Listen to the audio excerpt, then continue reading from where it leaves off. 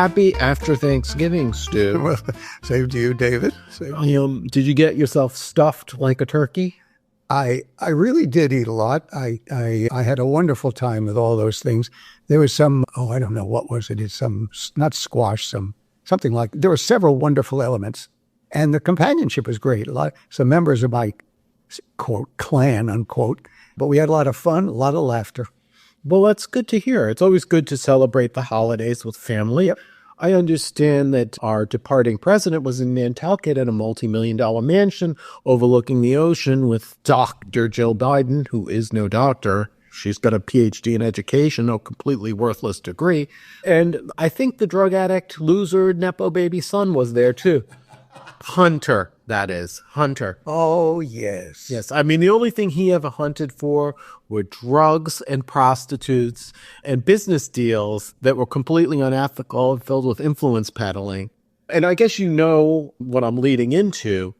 You know, one of the things we've heard from Trump all along is that the FBI, the Justice Department, and our whole criminal justice system was weaponized and being used to target political enemies. Now, at first, when he said all this stuff, Stu, I kind of thought, you know, this guy's paranoid, he's crazy, I don't know if I believe him. I'm not so sure anymore because I do believe many of the prosecutions against him were politically motivated. It was coordinated by Merrick Garland. He was before Congress, and he never explicitly answered whether he was coordinating with the state prosecutions. They were going, and then we also know the original Russian collusion story, which emanated out of the FBI, wasn't true, right? These are all examples of how the government has gone after political enemies, and the Democrats have been doing this for years. Ever since Watergate, when they got a big turkey, Nixon, they've been using this for years. And then when the tactic is used on them, they're not so happy about it. Like, for example, rapist Bill Clinton, who should have been forced out of office because he's a scumbag. Now, in Biden's case, you know, he came to my attention and many people's attention, not for his work in the Senate, which was really, I don't know what he ever did, except hung around with segregationists like Strom Thurmond. But he came to the attention when he ran for president in the 80s, and he got caught plagiarizing speeches from Neil Kinnock and Bobby Kennedy and lying about his academic record, which was pathetic. And so these are kind of symptoms of character or examples of his character, yet we've heard all along he's a decent man, he cares about his country, and throughout his 4 years in office, I think he's been pretty insistent that he was never going to pardon that good-for-nothing. There are at least 5 or 6 or 7 times I heard in different interviews, including the most recent, perhaps, with David Muir, when he was in.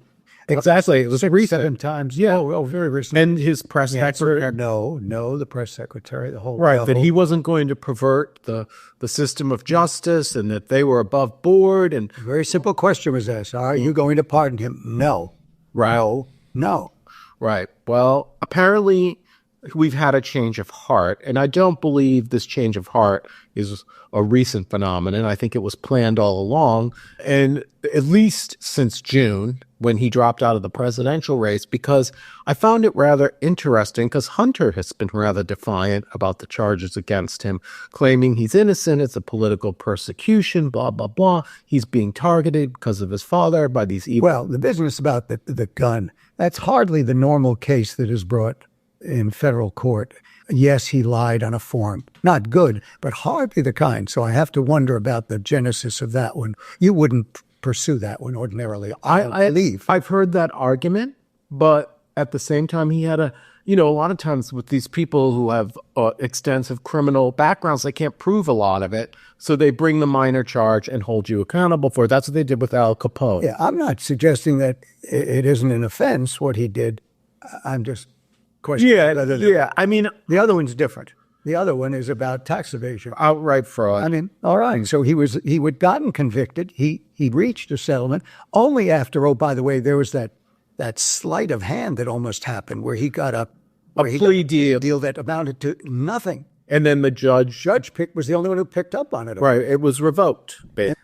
And so look, okay. So now, Yes, pardon. Now he gets no, but I also think he pleaded guilty to the tax charges eventually. Yes. I think he knew damn well he was going to get pardoned. And so we said, why should I have the expense of a legal battle in court and all the rest of it? So he pleaded guilty. Well, you're a little more cynical than I, but I think you have cause here because I felt like a naive little boy when he pardoned him. I believed him. I'm sorry. Yeah, I guess I am. And it just sickens me. It just sickens me. Well, what do you expect out of Joe Biden? He is a liar, a plagiarist, and a fraud. And Stu, this whole notion that he's well-meaning and did so much, he was such a good president and underappreciated, that is another left-wing New York Times fantasy, because this guy is going to go down in history as one of the worst presidents we've had in a long time.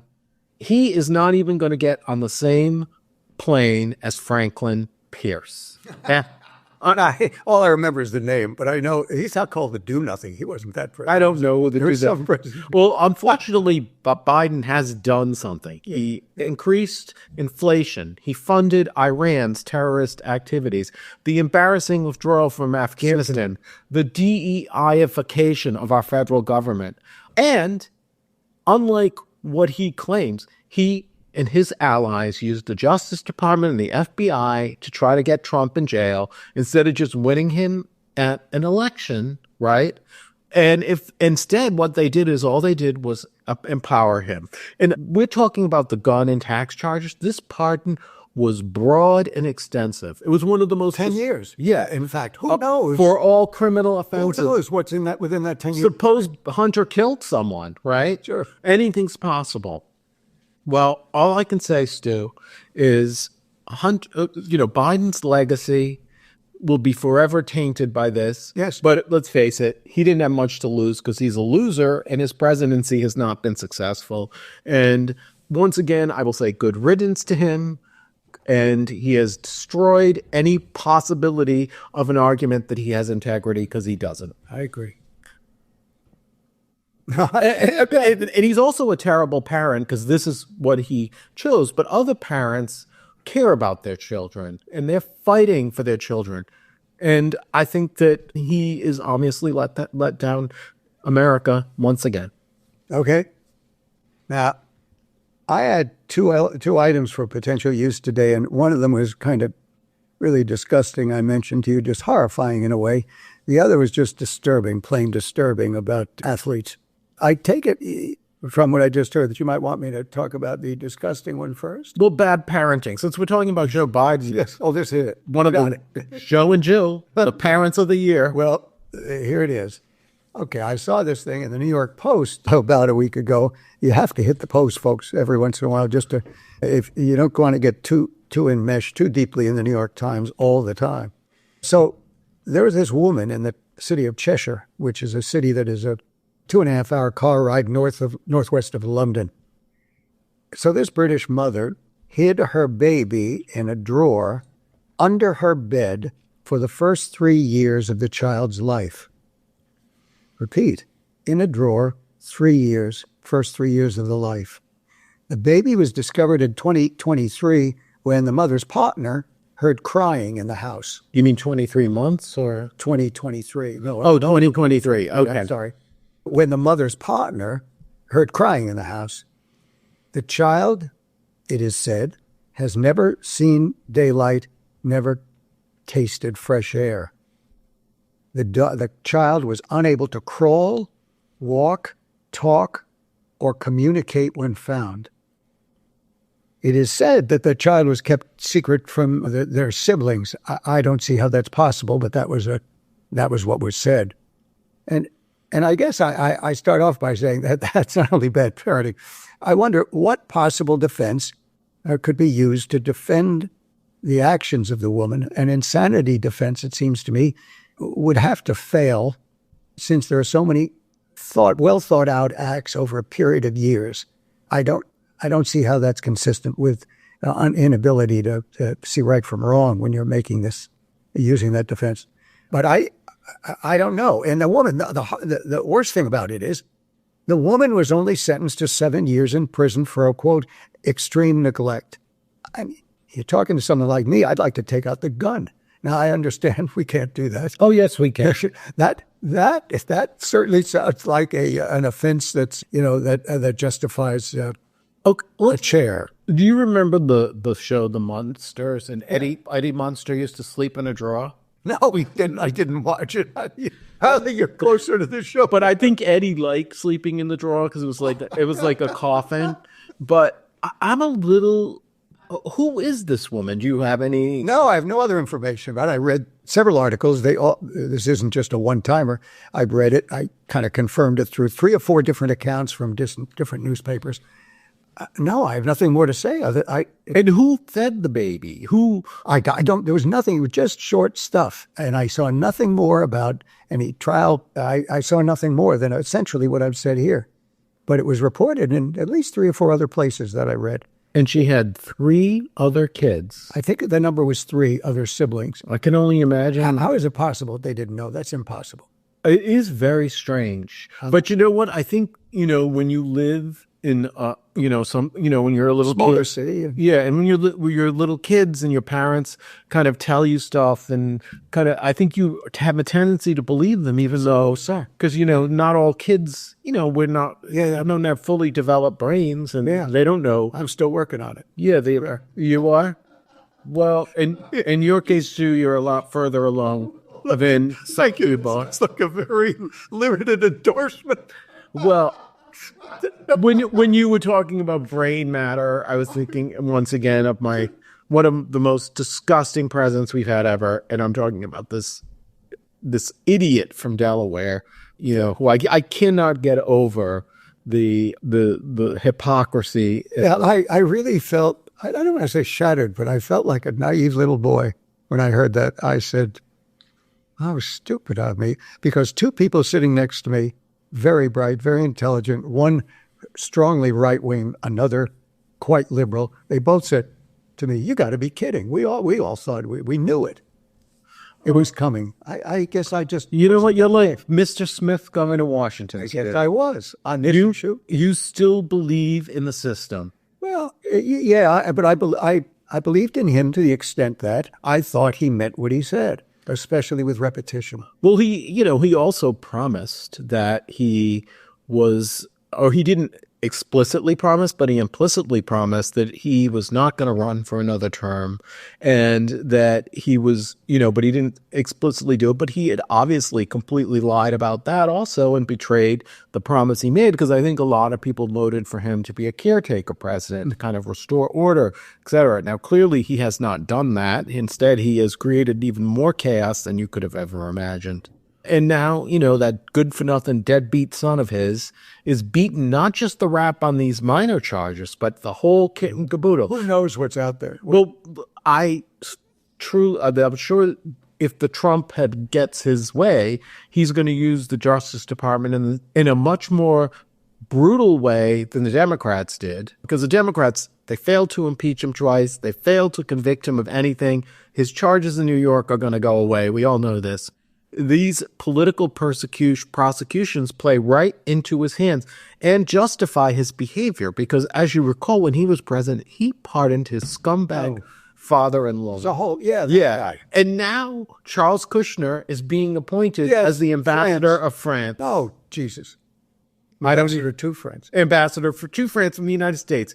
I mean, why would we appoint, of course not, someone with this kind of 2 years in prison? You can say, this is very disappointing in the conduct of Biden, but it still doesn't take away from the fact that Trump, his appointments and his conduct with respect to pardons the last time around weren't very just ugly and just very personal and not what it was supposed to be. No, but something now, the Democrats really can't complain about it anymore because they're just as bad, if not worse. A matter of fact, Trump's pretty consistent, right? He is not a hypocrite. He plays fast and loose with the rules. He's a New York real estate developer. And frankly, they never really accumulated any huge amounts of evidence of massive business fraud or corruption. They could never get him on anything. And, he's going to pardon the January 6ers. Yes, of course he is. That's going to sicken me too. And God knows who else. But you know what? Thank you, Joe. That's your legacy. May you rot in Delaware at your multi-million-dollar mansion. And speaking of multi-million-dollar mansions, Yes. there's no more group of people who are more contemptible than celebrities who are outspoken about politics and condescending about it to boot, right? Most of these people are not particularly well educated. They don't know anything other than to look good and to say lines in a convincing manner. And I would quibble with you there. I mean, there's a lot of talent and skill involved with some of these people. It's a difficult world to live in and not easy to rise to the top in most cases. Well, nonetheless, I don't see why that gives them a pedestal on which to speak authoritatively about political matters or other matters. I didn't mean to dismiss your craft, because I agree. You have to have skill, and it's hard. It's a very competitive field. And, it's not necessarily a cakewalk to become a famous celebrity. Like, for example, Fat Alec Baldwin, who, as we mentioned, lives one block away from us in a very luxury condominium building with his very much younger wife with enhanced boobs and his 8 children. Or how many times he's... Now, this very much younger wife thing, you're not suggesting that he's not allowed to have, not as a criminal matter, but that... Are you suggesting that no, she's legal, socially inappropriate for him? She's legal, but I do think it's kind of funny. Like, how pathetic can you be? Like, there's nothing worse than some fat old man with someone far younger. He can't keep up with her. Let's be serious. Yes, I've thought about that. I mean, I guess that's the advantages of Viagra these days. And yes. I mean, Alec is not running a marathon. And I don't think he's not, No, although for whatever reason, he's gotten 8 kids out of that woman. I don't even know how that can happen with all the alcohol he must imbibe. But that all said, he was in Torino at a film festival getting a Lifetime Achievement Award recently.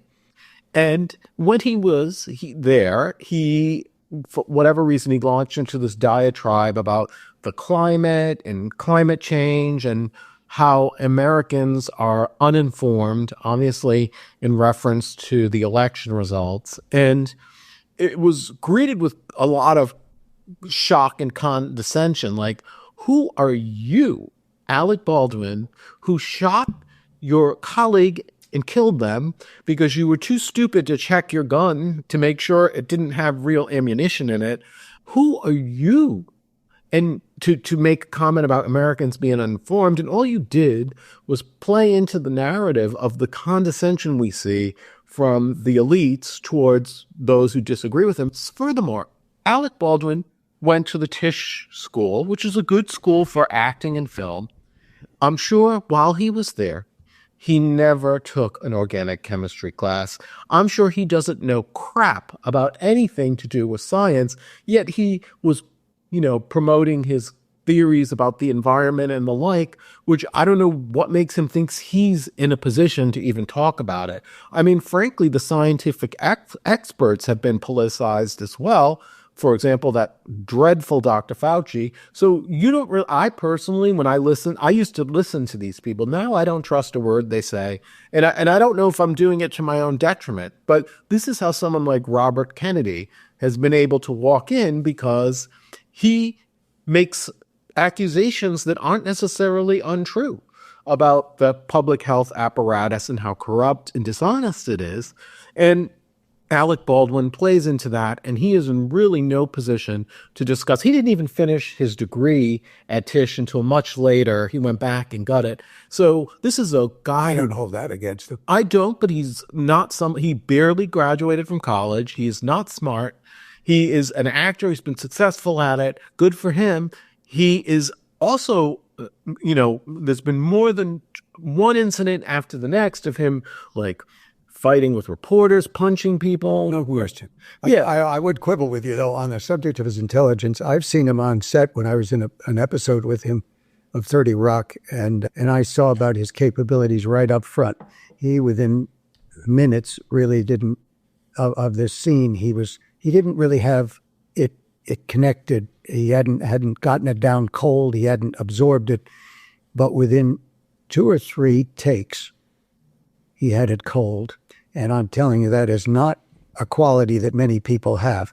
There's a memory capability there, and there's lots of intelligence. Now, I don't think that, to your point, though, I don't think that gives him any more credence in the world of science or other things outside of his business. And I don't like the pedestal upon which these people place themselves. But I quibble on the example. I will acknowledge that he can act, but I don't think I really am going to take anything he says seriously about science or the like, because he doesn't know anything. I agree. He's just an arrogant, fat man who's getting on in years, latching on to some younger woman to make him feel better about the fact that he's got a belly that sticks out over his belt like Santa Claus. Ho, ho, ho. But, speaking of hoes, this wasn't the only obnoxious comment that we heard from a celebrity. Yes. And I'm referring to Sharon Stone. Yes. Okay. She also was at this film festival and went even further and said that Americans are ignorant like adolescents. Okay. Now, Sharon Stone, once again, went to some no-name college, and she came to fame by the movie Basic Instinct, where her famous scene was where she spread her legs during an interrogation with Michael Douglas and wasn't wearing underwear, so you could see her special private place, shall we call it. And this is how and it was very controversial at the time. This was because of, it was so risque and all the like. Sure. This is how she came to fame, right? She's not and then another movie she was in was Casino, which I think is probably her most iconic role, where she played a drug addict, terrible mother, and basically a prostitute, right? These are roles, and that's probably the reason why she was so good in the role, is because she can embody that very well. And then she went on to say, Americans don't travel, and that only like 80% of Americans don't even have passports. Well, I looked this up, Stu. 51% of Americans have passports, so she's the one who's uninformed and ignorant. And 2, not everyone has her assets and the resources to travel all over the place. How dare she say something like that? How dare she? And who is she? I mean, she hasn't been in anything of any note in quite some time.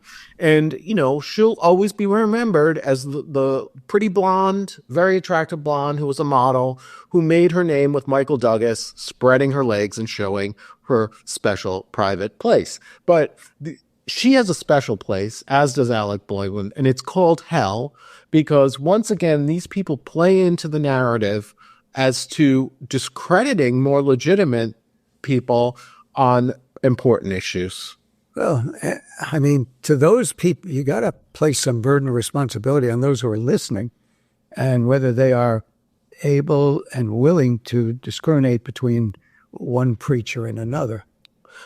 You got a point. I mean, I'm not sure how many people listen to them that much anyway anymore, because they have Taylor Swift. I mean, they act as if she may have had, I don't know, an impact. But you know what? In her case, I don't hear her making condescending comments. You're absolutely right. And I didn't say anything other than vote here. No, yeah. And I think she's a positive person. She's creative. I'm not really. I think you're right. Right. Like, she doesn't offend me. She doesn't get up and call everyone, oh, you're an idiot if you disagree with me, which is basically what these 2 old battle axes did. And let's face it, how much time do they have left in Hollywood? They're old, decrepit. She can have as much plastic surgery as she wants. Her days of spreading her legs to Michael Douglas are long over with. I'll finish with one other little delightful piece. I've always hated Gwyneth Paltrow. She is a Nepo baby, a scumbag, and a loser. And she created this whole lifestyle brand called The Goop. And she is so obnoxious and condescending. She treats her employees like garbage. And, she acts like she's going to help. She even had a vagina candle, a vagina smelling. I want to, well, You can't even go. Okay. But I think it smelled of lavender. So clearly it wasn't her vagina. But anyway, her company is now in serious financial shape and going down. Where'd you pick that? I just read it yesterday, and it gave me some great satisfaction, because I have to tell you, I hate her. I was in something with her mom, Yep. I have nothing more to say about it other than the woman was a delightful lady. That's all I have. Yeah. So anyway, Stu, I got something. Yeah, I got something. let's close this out with some more the wisdom of Stu, Oh, I don't know about that. the sage of Greenwich Village. Yeah, sure. So we all know that there's been a growing, I don't know about a movement, but a growing concern about transgender women. I guess that's the right way. Men going into women and then participating in female sports. I mean, I could start from the bottom line, which to me seems it's just unfair. You're ultimately asking people with certain inherent qualities, at least for over some maybe fading period of time, over some with lesser physical qualities, nothing about the mind going on here. And it's unfair. And so I just wrote down a series of marks, little pinpoint events during this growth of this concern. One, the first that I remember was this lady, he was a guy named Leah Thomas. He swam as a guy on the University of Pennsylvania men's team as a freshman, and he swam the sixth fastest time for 1,000 meters nationally. 1,000 meters, that's about 11 football fields. 1,000 meters, he was the sixth fastest time, presumably in college sports that year. In the following year, 2018, he finished second in the Ivy League men's championships in both the 500 and the 1,000-meter free. These things are serious, athletic events. Okay, now comes this transition period that was ongoing in 2022 when he won the NCAA Division I Women's Championship and the 5 Women's Championship, repeat, in the 500-meter freestyle, 500-yard freestyle. I think that gives you an idea. I think that stimulated a lot of talk. Then comes my next one is a politician. In July of this year, a guy named Bruce Blakeman, now he's the Nassau County executive, he signed a bill that prohibits transgender athletes from playing in women's and girls' sports at county-owned athletic facilities. Now that's his way and his position of fighting this transition, this transgender issue. And the ACLU, of course, is fighting it. Third item, a politician. I think you might have called her a gadfly at one moment. I'm not sure what that really means, but A troublemaker. Oh, a troublemaker. Okay. Well, she certainly has been trying in recent years to gain certain positions in politics in New York City and has been thwarted. I don't mean that in a negative way. She just hasn't won. And lately, it came an interesting development. She still belongs to an organization called the Community Education Council. And it was headed by David Banks, who was then the school chancellor. Right. And why New York City school chancellor now? Mr. Banks has since resigned under pressure because of suspected problems in his own conduct. But he ousted her from a position on this Community Education Council because she had asked for a review of the transgender guidelines in women's sports. And she was ousted. A court said, "What do you mean oust her? She's back on." And he's ousted out. The fourth item just happened a week ago.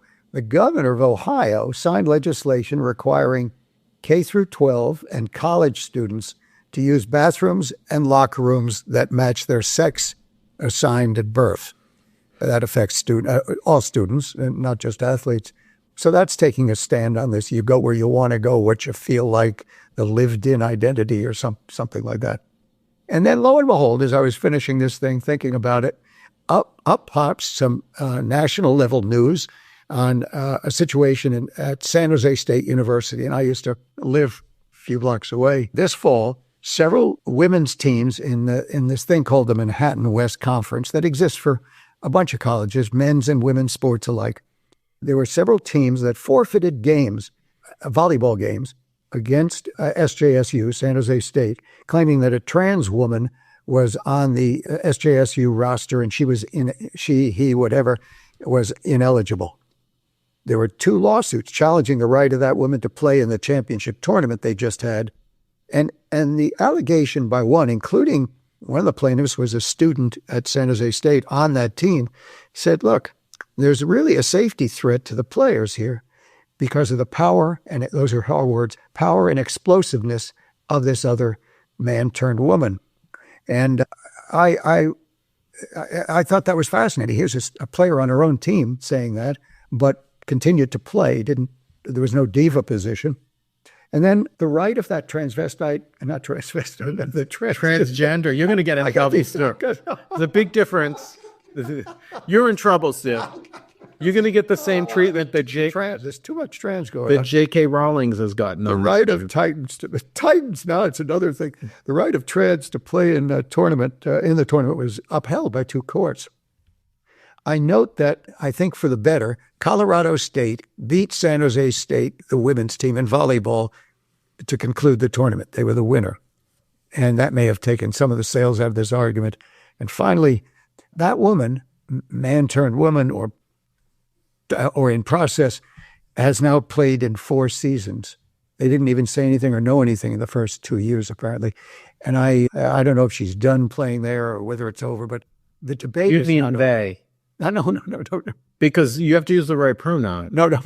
I mean, they, all those who oppose this. Okay, I understand. This is a complicated issue, right? Yeah, sure. Because there are people who suffer from gender dysphoria.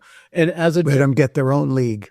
Well, I'm not going to say they should be in the league, but I think that, the bigger issue for them isn't whether they should be in a particular bathroom or in a particular sport, but kind of general civil rights and civil society, access to healthcare. Oh, you're making me look like such a pig. Yeah. You know what I mean? Like, why in God's name, if this is where you're going to fight your battle, would you focus on this? I would focus on the big picture. And the problem is the transgendered activists are extremists. They call you a Nazi the minute you disagree with them. And frankly... Why Maud Maron was... Right. Well, J.K. Rowling also spoke out because she's an ardent feminist. And I don't want to fully misquote her because I didn't fully research it, but I think she basically said that a male who has been through puberty yet transitions to a woman through transgender, just gender dysphoria, is not the same as a woman, and that women have a totally different experience, and that it would be unfair to compare the two because, she's a feminist. So her advocacy is for women at birth. And it is a little... if you have gone through puberty as a male, you've developed more strength, more... Yeah. Women have supposedly better endurance, men more strength. So is it really fair for these people to be competing in female sports? And, we have the most famous example, Bruce Jenner, but he stayed a male while he was in the Olympics. Who was? You don't know who Bruce Jenner? Oh, sure I do. The Wheaties box. He was a great American athlete. Right. Well, now he's a great transgender female. What's the name now? Caitlin. Call me Caitlin. Remember, had a reality series. Now, my theory on... Did you follow that series? No, I did not, because I felt that he was part of the Kardashian... Oh, by Empire, yeah. Right. And I think that Bruce was like 70 when he did this. His dick didn't matter, so he cut it off and made some money off of it. Oh. Are you telling me, Stu, you wouldn't do that for a reality show? Yeah, I'm telling you that. But I don't know that. What are you telling me that happened? Are you kidding? I'm being cynical, of course, but I put nothing past the Kardashians and their money-making enterprises. Anything to make a buck. Exactly. And let's face it, she, Caitlin, is, made quite a name for herself with this whole transgender thing. And what's funny about it is, apparently, because of her Christian faith, she still is attracted to women. But what is this? Caitlin. Caitlin is... She's still attracted to women, but she is apparently uncomfortable with it because she doesn't want to engage in a same-sex relationship due to her Christian faith. Now, is that a little confusing? Yes, it is to me. Yes, it is. But at the bottom line is, J.K. Rowling was also subject to really hostile, angry attacks by these activists, and they're not doing anyone any favor. And all they have done is hardened the people who would have already been hardened against them.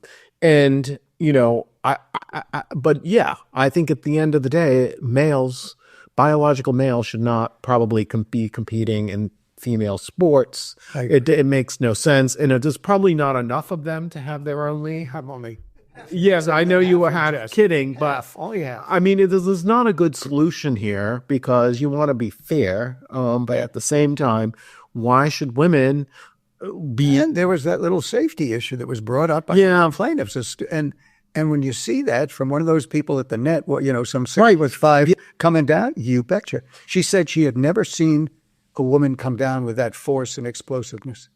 Well, that's because the woman was previously a male, and it's another cultural issue, and it's one of the things that I think, and to some degree, it wasn't a big issue, but I think that was also something that propelled Trump's victory because people were pissed off about the deification or a DEIification of the sports leagues, even that these liberals can't keep their hands off of. And let's face it, how many of these liberals can even throw a ball? Okie doke. All right, Stu. I guess pardon me for going on too long, but this has been a week of pardons, some more appropriate than others. Oh, good for you. But we are now in the Christmas season here in New York, and unlike you, I am going to embrace it, and I am going to enjoy it enthusiastically. I'll wait to see that. I want to see whether you adopt any new attitude come to January 1. No expectation of that, I imagine. This holiday period of cheer, it's not going to last. It will be lucky if it lasts through the end of the week. But anyway, Stu, until we meet again. Yes, indeed. All right.